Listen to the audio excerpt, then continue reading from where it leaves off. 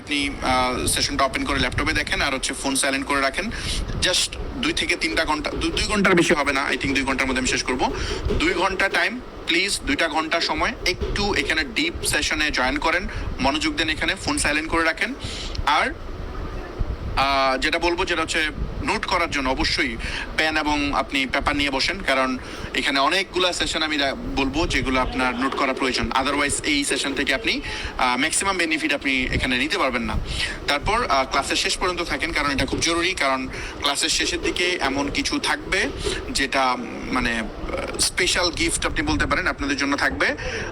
সেটা বেসিক্যালি আপনি যে জিনিস চান, মানে বিজনেস শুরু করতে চান বা বিজনেস করতে চান, ওই টাইপের কিছু থাকবে। তো আপনারা কাইন্ডলি লাস্ট পর্যন্ত সেশনটা কন্টিনিউ করেন। আমার টিমকে বলবো যে যেহেতু মাঝে একটা ঝামেলা হয়েছিল, আমরা লাইভটা কেটে গেছিল, তাই বলবো যে হোয়াটসঅ্যাপ গ্রুপে এগেইন হচ্ছে একটু এই লিঙ্কটা দিয়ে দিতে, একটা রিমাইন্ডার দিয়ে দিতে, তাইলে হচ্ছে সবাই জয়েন করে ফেলবে, যেহেতু আমরা সেশনের ভিতরে চলে যাচ্ছি। ফাইন, আমরা যাই প্রথমেই, মানে আমরা স্টার্ট করতেছি। আমরা আজকে তিনটা জিনিস আমরা হচ্ছে ক্লিয়ার হয়ে বের হবো এখান থেকে, আজকের এই সেশনটা থেকে। একটা হচ্ছে বর্তমান যে অবস্থা, এইটা বর্তমান কি কি স্কোপ আছে সেটা নিয়ে আলোচনা করব। তারপরে এই স্কোপের প্রোস এন্ড কনস নিয়ে ভাববো, এবং এইটার থেকে বেটার কি আছে যেটা দিয়ে আমরা 2026-27-এ আমরা অনেক ভালো করতে পারবো, এইটা নিয়ে মূলত আমরা আলোচনা করব। সো লাস্ট পার্ট ডেফিনেটলি অনেক বেশি ইন্টারেস্টিং হবে। আমরা মানে একটু গ্রাউন্ড ক্রিয়েট করে তারপরে যাচ্ছি, যেহেতু ক্লাসটা আমি তাড়া করতেছি না, কারণ আমি ধরে নিচ্ছি এখানে যারা আসছেন প্রত্যেকেই সুপার লেভেলের সিরিয়াস মানুষ। আমার ফ্রি ক্লাসের বকবক শোনার জন্য যেহেতু মানুষ ঘন্টার পর ঘন্টা দেখি যে শুনে, ওখান থেকে মানে আমি যখন ইয়াগুলা দেখি, আমার ওয়াচ হিস্ট্রি বা দেখি, তখন দেখি যে না, মানুষ থাকে, লাস্ট পর্যন্ত থাকে। সো ওই জায়গা থেকে ধরে নিচ্ছি আপনারাও আমাকে সময় দিয়ে অ্যালাউ করবেন, যাতে আমি সর্বোচ্চ ভ্যালু আপনাদেরকে দিতে পারি। কারণ আমার কাছে আপনারা অনেক অনেক অনেক ইম্পর্টেন্ট অডিয়েন্স। আমি তো বললাম যে এখানে কত টাকায় জয়েন করছেন এটা ম্যাটারই করে না, এইটা ম্যাটার করে যে আপনি যে লার্নিং এর জন্য টাকা স্পেন্ড করতে চাইছেন, এইটা সবচেয়ে বড় ইম্পর্টেন্ট বিষয়। যেহেতু আপনি এটা করতে চাইছেন, তো এইটার ভ্যালু আমি চেষ্টা করব আপনাদেরকে দেওয়ার জন্য। তো প্রথমেই যে ব্যাপারটা, সবচেয়ে বড় যে প্রশ্ন, এটা হচ্ছে বাংলাদেশ থেকে কি কি ক্যারিয়ারের সুযোগ আছে। একটা হচ্ছে আমরা জানি মানে গতানুগতিক প্রাইভেট জব আছে, গভর্নমেন্ট জব আছে, তারপর দেশের বাইরে আমরা যদি চাকরি করি সেটা আছে, ফ্রিল্যান্সিং আছে, আদার্স অনেক কিছুই আছে। এখন আদার্সের মধ্যে যে জিনিসপত্রগুলো আছে এগুলো আমরা একটা একটা করে আসবো। আমি যদি একটু আপনাদেরকে একটা জিনিস ক্লিয়ার করি। প্রথমে যে জিনিসটা, আমাদের দেশে একটা মানুষ যখন অনার্স পাস করে, মানে আমি জাস্ট এই সেশনটাকে চেষ্টা করতেছি যে আপনার যে চিন্তা ভাবনাটা, এটাকে আমি একটু ঘুরাইতে চাচ্ছি। যে আমি যেহেতু এগুলো নিয়ে কাজ করি রেগুলারলি, অনেক স্টুডেন্ট আমার আছে, প্লাস হচ্ছে অনেক ক্লায়েন্টের সাথে রেগুলারলি আমার কথা হয়, তাদের অনেক মিসপারসেপশন আছে, ভুল ধারণা আছে। এইগুলা আমি যখন শোনার পর এগুলো যখন তাকে আমি বুঝিয়ে দিই, তখন সে বুঝতে পারে। আমি জাস্ট আজকে চেষ্টা করবো যে 1-to-1 আমার আপনার মিটিং হইলে যেমন হইতো, এরকম যে আপনি আমার সামনে বসে শুনতেছেন, আমি আপনাকে আমার এক্সপিরিয়েন্সটা বলতেছি, আমার থট প্রসেসটা আপনার সাথে শেয়ার করতেছি, ব্যাপারটা এরকম হবে। সো যেটা বলতেছিলাম যে বাংলাদেশে কেরিয়ার বলতে আমরা যেটা চিন্তা করি সেটা হচ্ছে প্রাইভেট জব। আমাদের অনেক বেশি পরিমাণ আমরা ট্রাই করি, গভর্নমেন্ট জব আছে। তো এই দুইটা সেক্টর যদি আমরা বলি, দেখেন আমাদের দেশে প্রায় 20 কোটি মানুষ আছে এই মুহূর্তে। 20 কোটি মানুষের মধ্যে এটা গভর্নমেন্ট অ্যাডমিট করে যে প্রায় 30 লাখ বেকার আছে। এখন এই 30 লাখ যে বেকার আছে, এরা কিন্তু অনার্স কমপ্লিট করা, মানে গ্রাজুয়েশন কমপ্লিট করা বেকার। এখন এই বেকারগুলা কেন প্রডিউস হয়, এই জিনিসটা নিয়ে না আমরা কেউ কথা বলি না। আমরা খালি শুধুমাত্র আমরা স্টার্টিংটাই করি হচ্ছে এমন একটা অ্যাঙ্গেল থেকে যে না, মানে একটা ব্লেম দেই, সিস্টেমকে ব্লেম দেই যে না ধর বাংলাদেশে তো অপরচুনিটি নাই, এটা নাই সেটা নাই। কিন্তু অপরচুনিটি তৈরি হওয়ার জন্য যা যা জিনিস দরকার, সেইটা কি আমরা আসলে সবাই চেষ্টা করি? এটা গভর্নমেন্টের একা মানে ফিক্স করা সম্ভব না, এটা আসলে আমাদের প্রত্যেকের এখানে আগে আসতে হবে। তো ওই জায়গা থেকে যদি আমি একটু বলি যে বাংলাদেশে জব সেক্টর মানে চাকরি ক্রিয়েট করে কারা? চাকরি ক্রিয়েট করে ব্যবসায়ীরা। তো বিজনেস বাংলাদেশের সবচেয়ে আন্ডাররেটেড একটা সেক্টর। মানুষ কেউ বলে না, আমি শিওর যে আমার এখানে যারা ভিউয়ার আছে দেখতেছেন, তাদের বাবা মা বা আপনারা প্রত্যেকেই আশেপাশে যারা আছে গার্ডিয়ান লেভেলে, প্রত্যেকের থেকে শুনছেন যে চাকরি করতে হবে, এটা করতে হবে, মাল্টিন্যাশনাল কোম্পানিতে জয়েন করতে হবে, বিসিএস দিতে হবে, এইগুলোই আপনি শুনছেন, তাই না?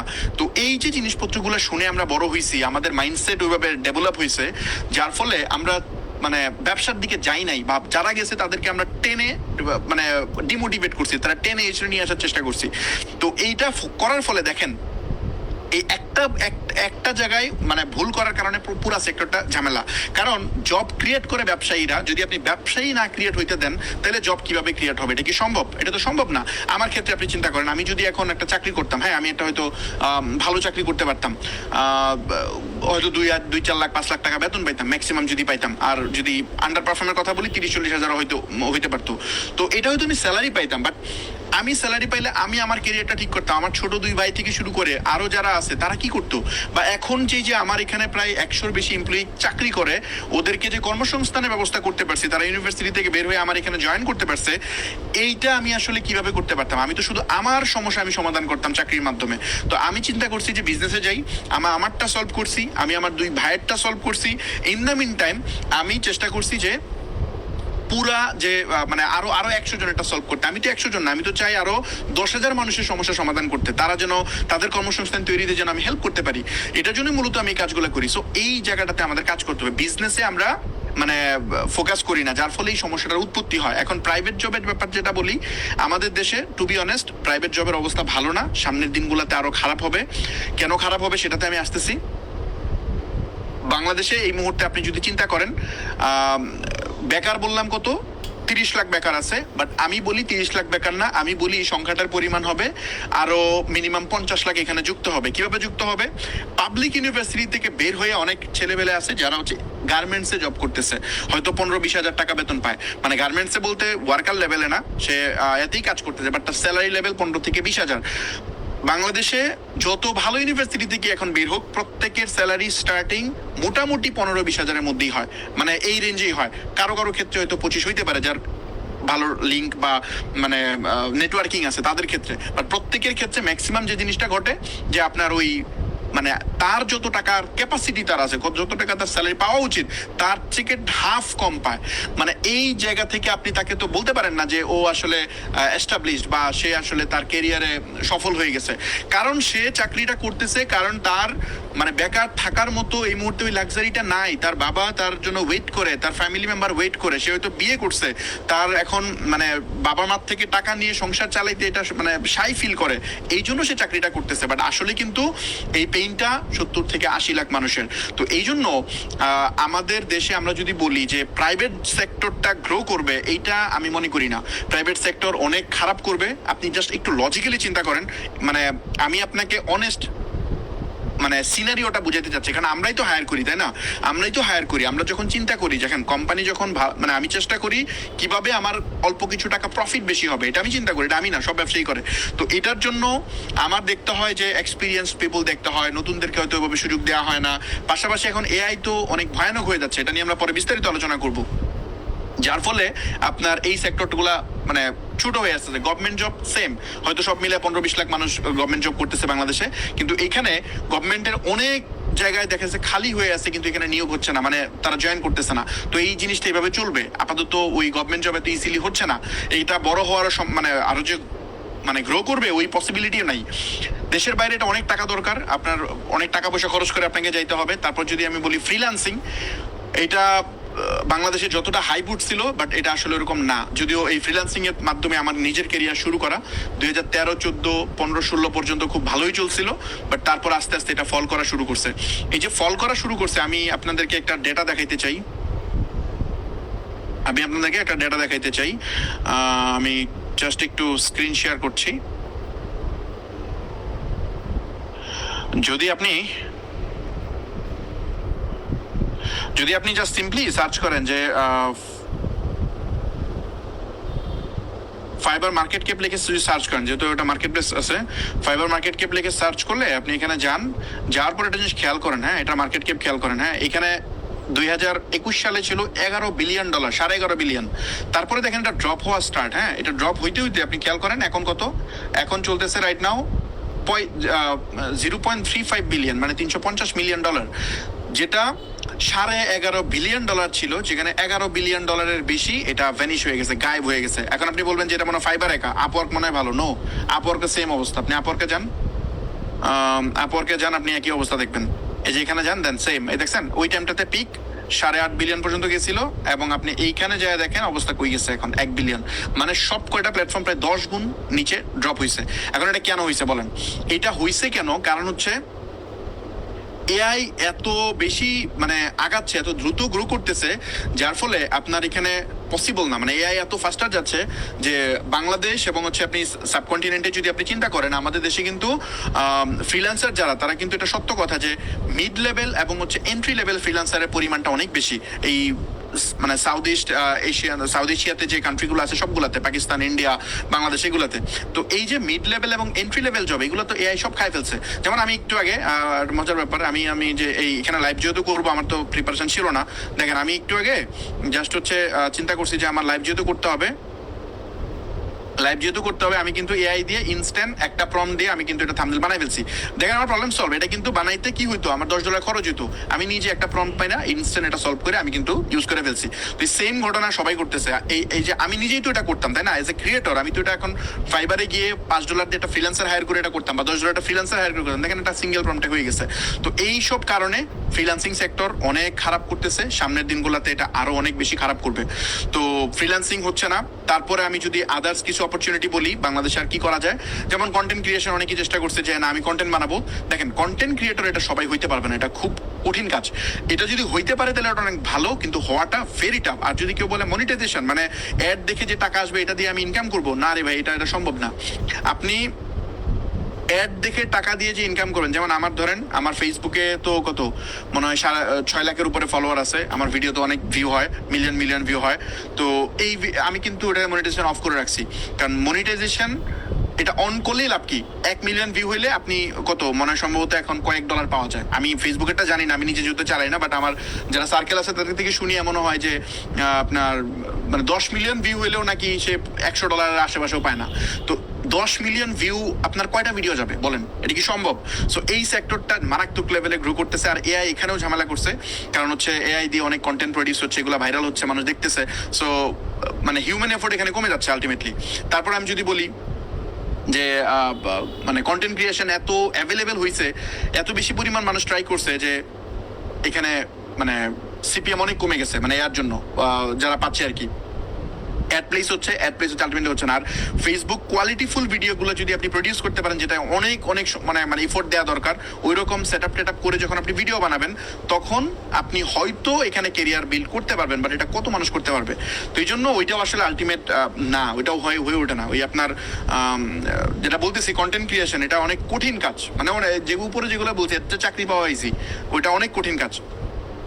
তো এরপর যদি আমি বলি আর কি আছে অপশন, আরেকটা অপশন আছে, সেটা হচ্ছে এখন মানুষ অনেক বেশি করে, বাট আমি হাইলি রিকমেন্ড করি এটা আপনারা এখন খুব বুঝে শুনে করবেন, বা আমি মনে করি এটা না করাই উচিত, দূরে থাকাই উচিত। সেটা হচ্ছে ট্রেডিং। অনেক বেশি ইন্টারন্যাশনালি অনেক পপুলার করতেছে, বাংলাদেশে আই থিঙ্ক নিষিদ্ধ, এটা মনে হয় মানে বাংলাদেশে নিষেধ আছে। তো তারপরেও এই ট্রেডিংটা অনেক বেশি করে, আমি দেখছি অনেক ইনফ্লুয়েন্সার এগুলোকে প্রমোট করতেছে। বাট ট্রেডিংটা এমন একটা জিনিস, দেখেন এটা দিয়ে, হ্যাঁ আমি এগ্রি করতেছি, দেশের বাইরে অনেক মানুষ আছে যারা মিলিয়ন ডলার আর্ন করতেছে, ফর শিওর এটা করতেছে, কিন্তু এইটা দিয়ে হারার পরিমাণটা বেশি। কারণ এখানে যে পরিমাণ নলেজ দরকার, যে পরিমাণ ফান্ডামেন্টাল দরকার, এইটা আমাদের পক্ষে ইম্পসিবল, এটা নাই আমাদের। বা যে পরিমাণ ক্যাপিটাল দরকার, এইটাও আসলে হয়ে ওঠে না। তো এইখানে আমি যেটা বললাম যে যেহেতু এই জায়গাতে আপনার প্রচুর নলেজ দরকার, না বুঝে আপনি এখানে যাবেন, আপনি ফেল করবেন।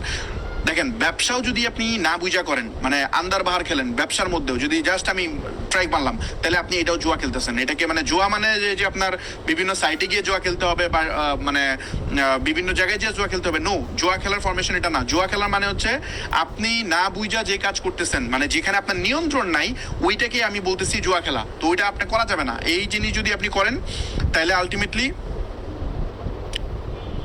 এটা যদি আপনি করেন, তাহলে আলটিমেটলি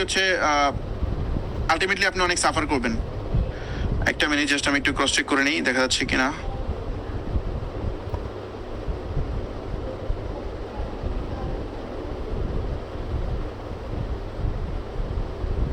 আই থিঙ্ক দেখা যাচ্ছে। সো যেটা বললাম যে আপনি যেটাই করেন না কেন, যদি আপনি মানে প্রপার ক্যালকুলেশন না করে, আপনার নিয়ন্ত্রণে যদি না থাকে, তাহলে এটা মানে আমি মনে করি যে এটা জুয়ার মধ্যেই যাইতেছে। সো এটা করা উচিত না।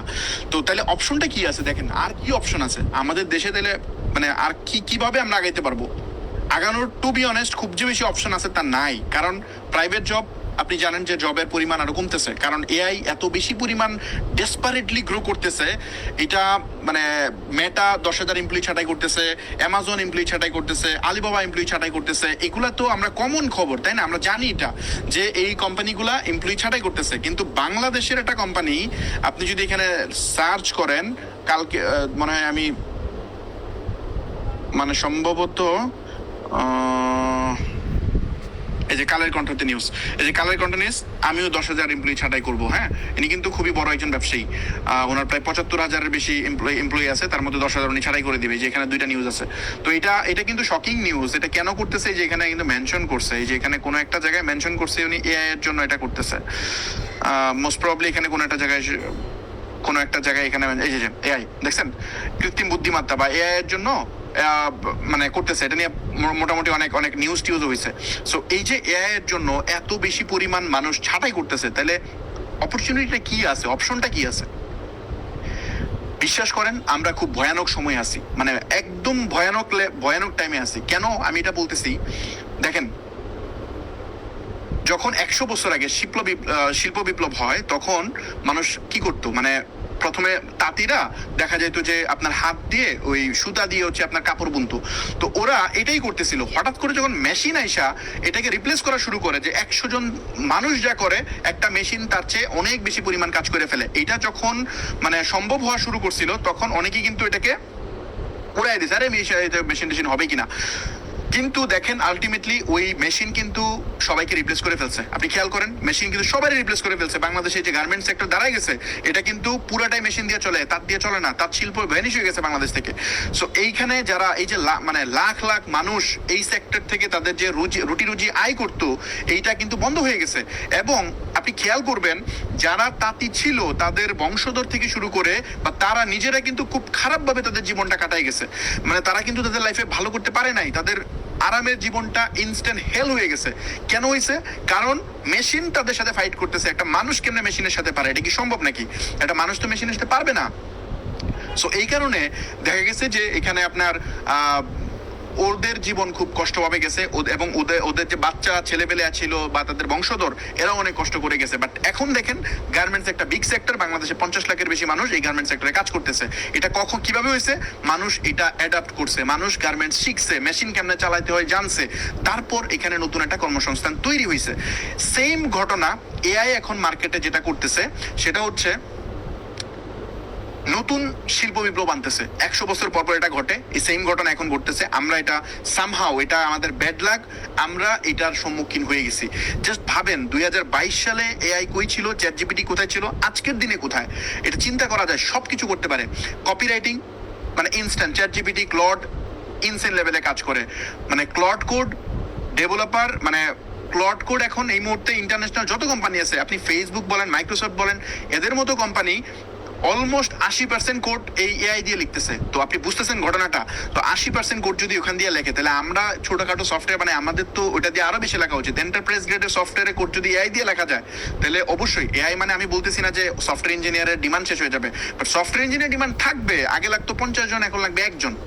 আগে যে টিমে লোক লাগতো, মানে আমার টিমে, আমার সফটওয়্যার টিমে ধরেন সাপোজ আমি যে জিনিসটা হয়তো 10 থেকে 15 জনে কমপ্লিট করে ফেলি, এখানে আমার 100 জনের রিকোয়ারমেন্ট ছিল।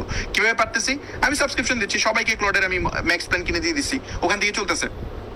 সেম মার্কেটিং এর ক্ষেত্রে, আপনি ডিজিটাল মার্কেটিং চিন্তা করেন, এখন ক্লড দিয়ে অ্যাড মনিটর থেকে শুরু করে সবকিছু করা যায়, প্রত্যেকটা জিনিসই করা যায়। তবে এখানে ডেফিনেটলি একজন এক্সপার্ট মানুষের কানেক্টিভিটি থাকা লাগবে, হিউম্যান সিদ্ধান্ত এখানে লাগবে। কিন্তু তার তো স্কোপ বাড়াই দিছে। আগে একজন 5টা পারতো, এখন একজন 50টা পারে, মানে স্কোপ বেড়ে গেছে এখানে। তারপর আমি যদি বলি, এই যে গ্রাফিক ডিজাইন, এগুলা তো মানে ধ্বংস করে ফেলছে। গ্রাফিক ডিজাইন এখন ধরেন চ্যাট জিপিটি যে লেভেলের ইমেজ বানায়, এটা আপনার ডিজাইনের দরকার হবে না। ভিডিও এডিটিং, হিক্স ফিল থেকে শুরু করে বিভিন্ন জিনিস, এগুলা ভালো বানাচ্ছে।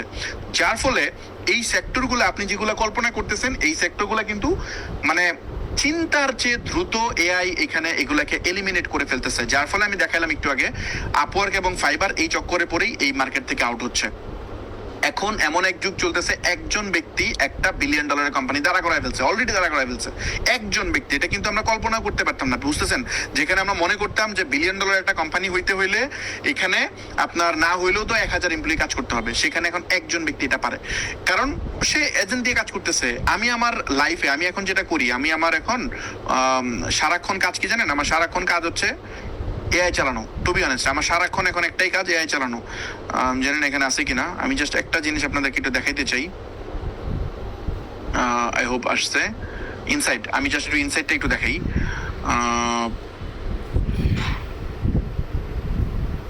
আচ্ছা, এটা লোড হচ্ছে না মনে হয়। ইয়েস, লোড হচ্ছে। দেখেন 1,16,000 ওয়ার্ড আমি লিখছি লাস্ট 16 দিনে। হ্যাঁ, এখানে সবগুলা প্রম্পটে ইউজ হয়েছে, খেয়াল করেন। মানে কত 2315টা প্রম্পট আমি ইউজ করছি লাস্ট 16 দিনে, যা 16 দিনে। তো আমি কি পরিমাণ এআই আমি ইউজ করতেছি এই কয়টা দিনে, করবো না কেন? কারণ আমি দেখতেছি আমার কাজ এত স্মুথ করে দিচ্ছে, যেটা আসলে পসিবল না। মানে এটা আমার নিজের প্রোডাক্টিভিটি 100 গুণ বাড়াই দিছে। 100 গুণ বাড়ানোতে কি হয়েছে? আমি এই কাজগুলো করাইতাম একজন এমপ্লয়ি দিয়ে, এখন করাচ্ছি না। তো সেম জিনিস এআই এর ফলে এই জিনিসপত্রগুলো অনেক বেশি খারাপ হচ্ছে। তো শিক্ষণীয় বেশি কি সামারি করি, পুরো জিনিস সামারি করি। সামারি হচ্ছে, বাংলাদেশে এখন এমন একটা জায়গায় বাংলাদেশ যাচ্ছে, যারা মনে করে যে আমেরিকান মার্কেটে কোনো ইম্প্যাক্ট ঘটলে আমাদের দেশে আসতে 5 বছর লাগবে। আমি বলি যে এই জায়গা থেকে বের হয়ে যান। এখন 5 বছর না, এখন এটা গ্লোবাল ভিলেজ। আমি মনে করি এটা 5 সপ্তাহ দরকার নেই, 5 সপ্তাহ লাগবে না। এখন এটা বাংলাদেশে এত ফাস্টার এটা আসবে, আসতেছে অলরেডি। আমি তো বললাম চ্যাটজিপিটি আমেরিকায় পপুলার হওয়ার বাংলাদেশে কি পপুলার হয় নাই? ইমিডিয়েটলি হয়ে গেছে। ক্লড বাংলাদেশে পপুলার হয় নাই? হয়ে গেছে। তো এই টুলস গুলা মানুষ এখন খুব দ্রুত এগুলাতে চলে যাচ্ছে, কারণ মানুষ ওই কালচার গুলা দেখে। গ্লোবালি প্রচুর কানেক্টেড মানুষ, যার ফলে এই যে যে লে অফ চলতেছে, মানুষ যে চাকরি ছাঁটাই হচ্ছে, এটা হবে, আরো বেশি হবে। যারা ভয়ানক লেভেলের এআই ইউজার না হবে তাদের খারাপ অবস্থা হবে। আর এআই, একটা কথা মাথায় রাখবেন, এআই হচ্ছে যারা এমপ্লয়ি এদের হচ্ছে এনিমি। মানে এমপ্লয়িকে সে কাট করবে, সোজা কথা। আপনি যদি এআই এর সাথে ফাইট করতে যান, আপনি জীবনে পারবেন না। আপনার আইকিউ হচ্ছে কত? 120, 150, সবচেয়ে বেশি আইকিউ হলে। এআই এর আইকিউ খুব সুন 1500 হবে। তো ওর সাথে আপনি জীবনে পারবেন না, সম্ভবই না। ওর সাথে ফাইট করাই বুকামি। একটা রোবটের সাথে যদি আপনি মানে মানে আপনি তার সাথে যদি মারামারি লাগেন, এটা পারবেন আপনি? ওরে কিছু করতে পারবেন? ও তো সম্ভব না। সেম জিনিস, ওর ব্রেন এটা super computer behind the scene চলতেছে। ও ধরেন হাজার হাজার বই এট এ টাইম পড়ে ফেলতে পারে, যেটা আমি আপনি পারবো না। ওর মেমোরি লিমিটলেস, হিউজ মনে রাখতে পারে। তো সেম জিনিস। তো এই জন্য এআই এর সাথে ফাইট করা সম্ভব না। তো যারা চাকরি করতেছে, এইটা আমাদের মেনেই নিতে হবে। ইন্ডাস্ট্রিটা আরো অনেক পরে গিয়ে এটা এরকম হইতো, কিন্তু এআই আসার ফলে যেটা হয়েছে যে আমরা দেখবো যে নেক্সট হয়তো 6 থেকে 1 বছরের মধ্যে বাংলাদেশে প্রচুর চাকরি ছাঁটাই হবে। অনেক, কারণ এই কোম্পানিগুলো কি করবে, তারা কম প্রাইসে সার্ভিস দেওয়ার কম্পিটিশনে নামবে। যেমন ধরেন আগে ধরেন আমি একটা ভিডিও এডিট করতেছি, ভিডিও এডিট করতে আমার সময় লাগবে 4 থেকে 5 দিন। আমি চার্জ, যেমন আমার এজেন্সির কথা বলি, ক্রিয়েটিভ ল্যাব, আমি ধরেন চার্জ করতাম 30,000 টাকা একটা ভিডিও এডিট করার জন্য। কারণ আমি জানি আমার এডিটের পিছনে খরচ আছে 10,000, 10,000 টাকা আমার অফিস খরচ, অন্যান্য অপারেশন, 10,000 টাকা আমার লাভ। এটা হচ্ছে আমি বিল করতাম। এখন এটা হিক্স ফিল্ডে একটা প্রম্পট দিলে এটা রেডি হয়ে যায়। তো এই যে হিক্স ফিল্ডে একটা প্রম্পট দিয়ে রেডি করলাম, আমার খরচ হচ্ছে কত টাকা? 50 টাকা। তার মানে আমি চার্জ করবো কত? 500 টাকা। মানে আপনি পয়েন্টটা কি বুঝছেন? 50 টাকা খরচ, 500 টাকা চার্জ। যেটা 30,000 টাকা ছিল, এটা 500 টাকা হয়ে যাবে। এই যে কমে গেল, এতে লাভবান কে হলো? ব্যবসায়ী। কারণ এই ভিডিওটা নিয়ে একজন ব্যবসায়ী তার বিজনেসকে প্রমোট করবে, ব্যবসায়ী এখানে বেনিফিটেড হইলো।